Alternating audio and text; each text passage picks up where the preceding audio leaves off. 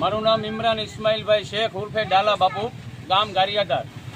મારી બેબલીને ગોકુળ હોસ્પિટલમાં એડમિટ કરેલી છે કાલ સાંજે 6 વાગે.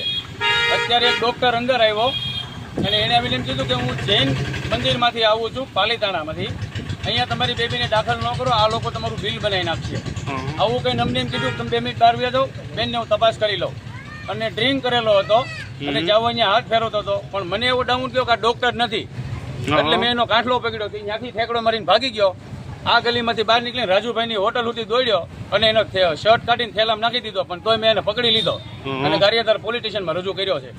એક પીગલી છે જામનગર બાજુનો, કોઈ ડોક્ટર નથી અને અવડી મોટી હોસ્પિટલ હોવા છતાંય અવડી લાપરવાહી કે આવા પીધેલા ડુપ્લિકેટ ડોક્ટર બની કોઈની બેનો દીકરીઓને અંદર આવીને હાથ ફેરવી જાય છે. તો આ હોસ્પિટલમાં અમારી કોઈ સુરક્ષા જરા કંઈ નથી. ડોક્ટરને તમે વાત કરી તો શું કીધું? ડોક્ટરની જોડે તમારે વાત થઈ છે કે નથી થઈ? જે અમારી સાથે કોઈ વાત જ નથી કરી. એના સ્ટાફના 2 માણસો થઈ પોલિટિશિયન ઊભા છે.